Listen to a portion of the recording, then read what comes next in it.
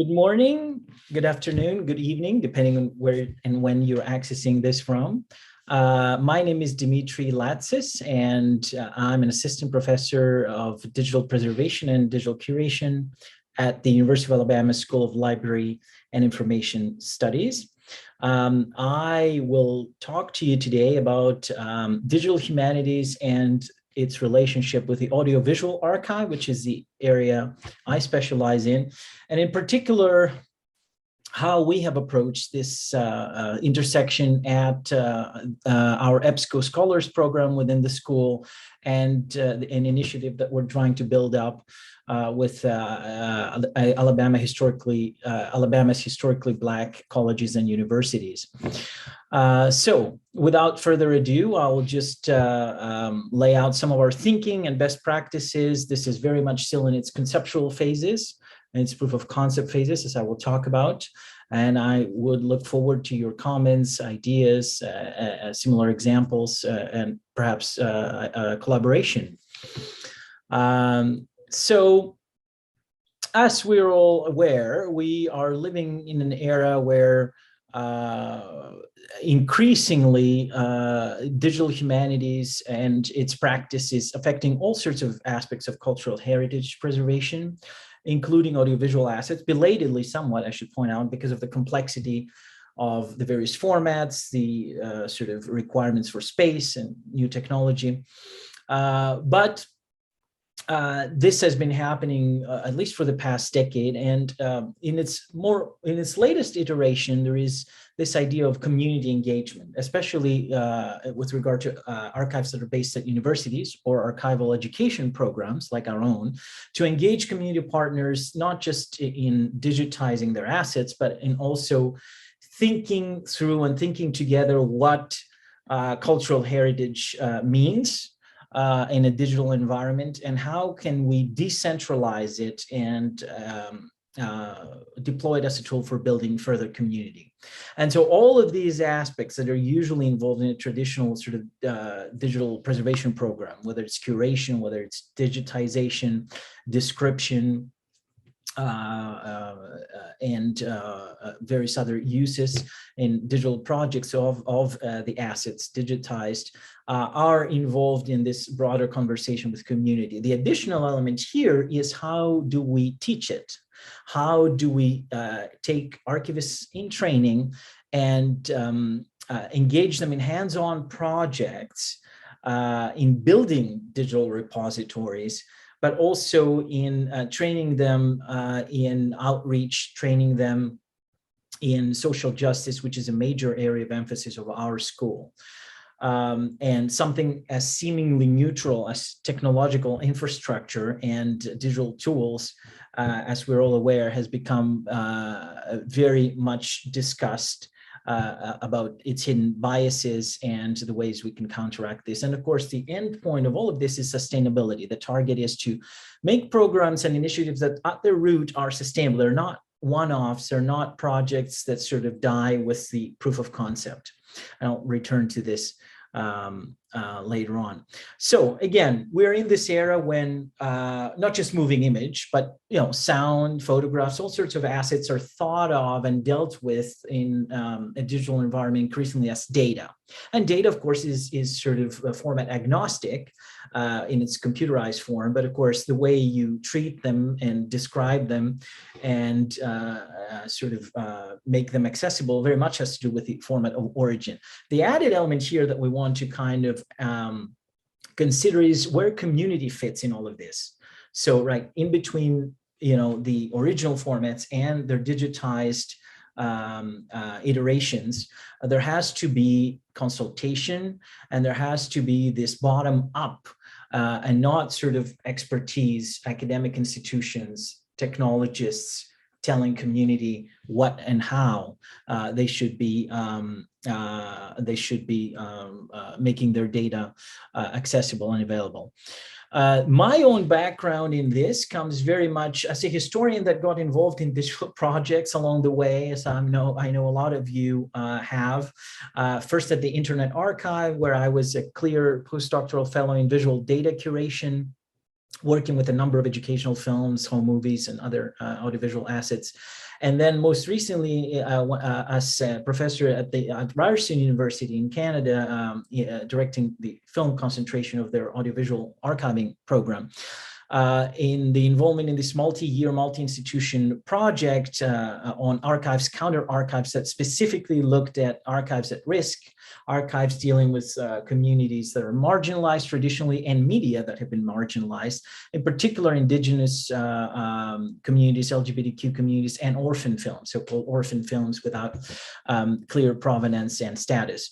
And so trying to use cutting edge technology both to create a critical edge of new curators trained in this in institutions like our partners at York University, at Concordia and Ryerson, and also creating online skill sharing and media sharing platforms. And so this is something that has very much informed my approach in starting this new initiative here. And I can talk more about it. Of course, at the same time, there's a good number of folks that are rethinking archives along the lines of community, particularly like this idea of participatory archives. And my colleague at the University of Richmond, Lauren Tilton, has done great work in this, and the use of archives in social justice against forgetting, with the conversations on Black Lives Matters and in the Indigenous the residential school. We have seen the critical role that public history and archives have played in this. And so what is involved in this kind of translation, or rather in this back and forth, better to put it that way, between data and the moving image and audiovisual kind of media more broadly, is how can we capture as much as we can and enrich this sort of thick description, really, that only people intimately involved with it in day-to-day life can give us.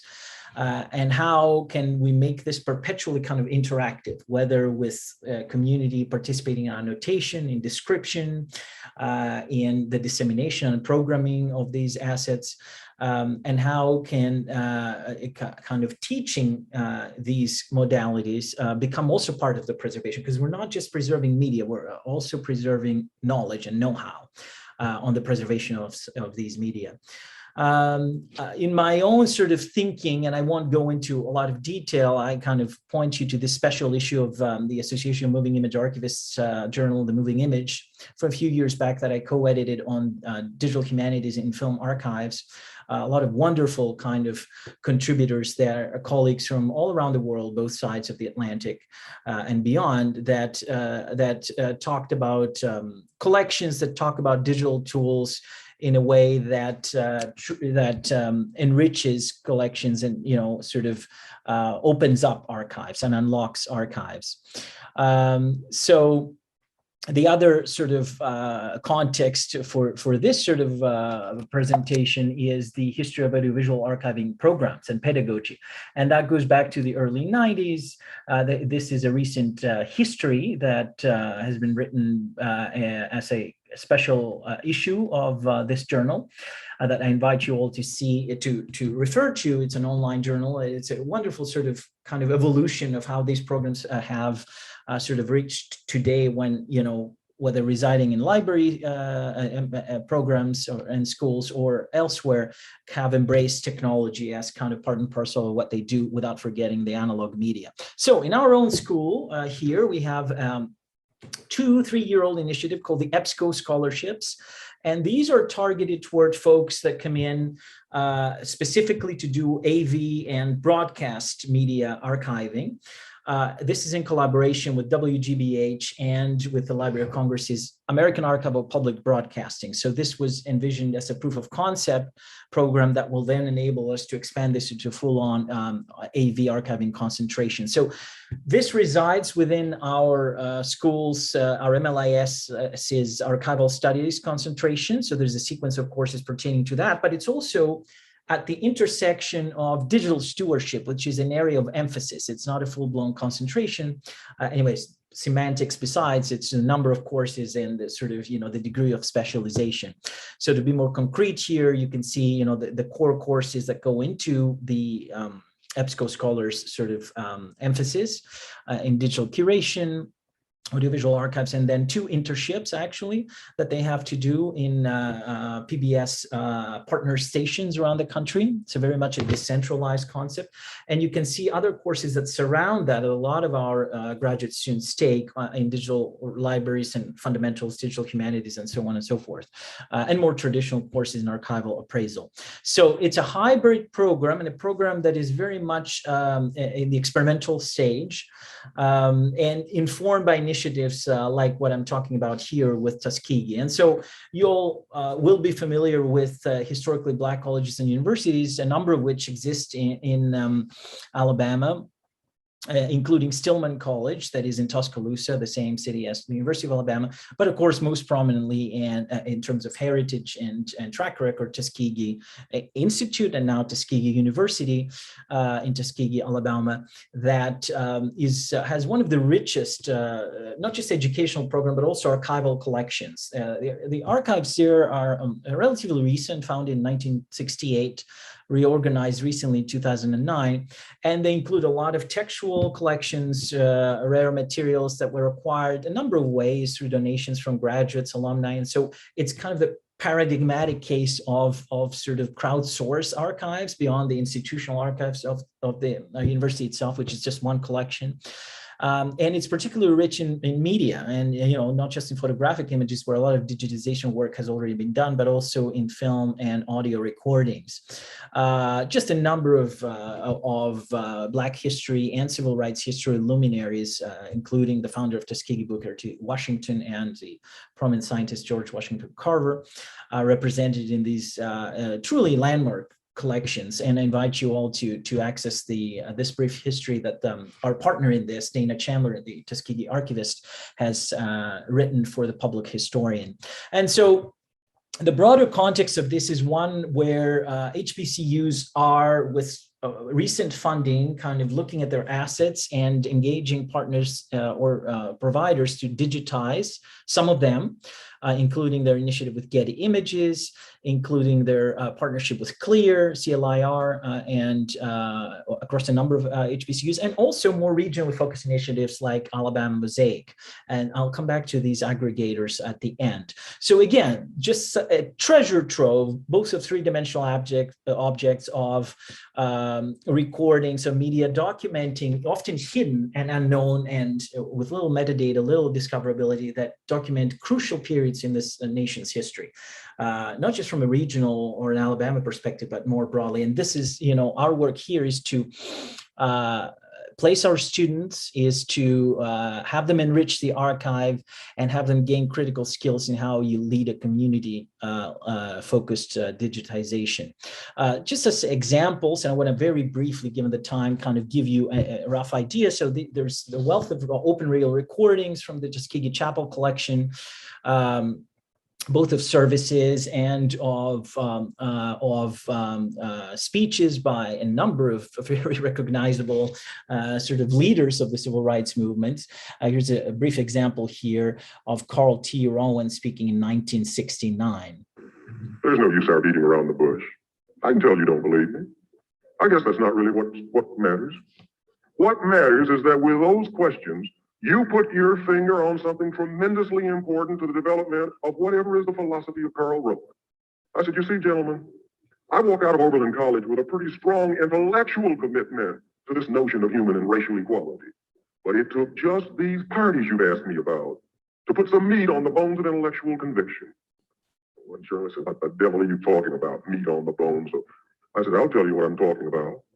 I'm talking about the fact that up till I had gone to a few of those parties, I didn't really know it, but up till that time, I still carried inside of me some pretty strong doubts about the sameness of mankind and racial equality and the ability of Black people to get out here in the mainstream of this society and fight and grunt and dig and scrape and win their share of the struggles.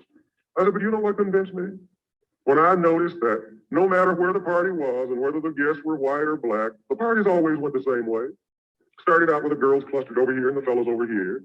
And after one slight libation or two, some cute young thing would walk up, shoes in hand, and say, you don't mind if I take these off, do you? And make a beeline for the fellows, and that would end the sexual segregation. There was always one fella ready to tell a risque joke at least an hour before that sort of thing was permissible. So indeed, very sobering how little has changed in some respects. And part of the reason why we do this beyond the technical aspect is the content, is this rich revelatory sort of content that gets us excited and gets people excited to contribute.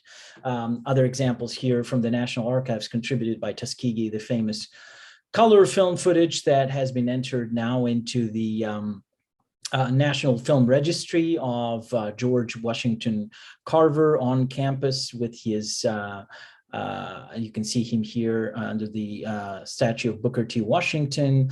And later in the film, there is examples of him at work in his famous agricultural sort of experiments in the station he created there in Tuskegee. So early color footage from the late 1930s. And so what is involved in this effort on our end is to construct an audiovisual digitization lab. And we're trying to hash out how this can work partly on site at the institutions that provide the assets, in this case Tuskegee, and partly on our own campus as a more sort of central training appropriate kind of environment.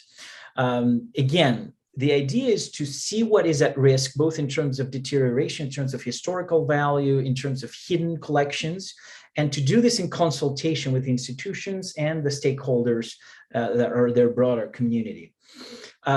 Equally collaborative is going to be the description, where we source metadata from, where we sort of find it in analog form, in the containers, but also in oral histories and a lot of other stuff that can speak to each other and enrich the collections. And also exploring things like annotation, especially in time-based media. How can we intervene and give people access to a certain point within a film or within an audio recording without them needing to know what they're looking for exactly, right? So these are all aspects of digital curation that can then feed very much into what happens to these assets once they're on the dams, once they have been digitized, and whether it's constructing digital exhibitions, and our EBSCO scholars do a number of these in their AAPB sort of work, whether it is making sure that these are visible and surface into searches and content aggregators. And so some examples here, transcripts, metadata files, linked open data, comments, that are, solicited from viewers and online kind of browsers that are then, fed back into the metadata, and links and suggestions, links to construct multimedia collections. Because very often, as I mentioned, some collections have been separated, whether institutionally or by media. And so this online curation is an attempt and an opportunity to reunite them and provide a richer context. Invite you all to browse what is already up on the Tuskegee University website, and the broader sort of aggregator, as you can see here, the HBCU Library Alliance, the DPLA, the Digital Public Library of America, also has some of these. So I will end there. This is very much at the proof of concept stage, and I'm very interested in talking to you about similar partnerships, crucially between teaching institutions and public archiving work. And I will also say, look out for later in the spring semester, there'll be a call for postdoctoral fellows in community data curation from CLIR, and one of them is going to be at our institution. So looking forward to the discussion. Thank you, and I'll end the recording there.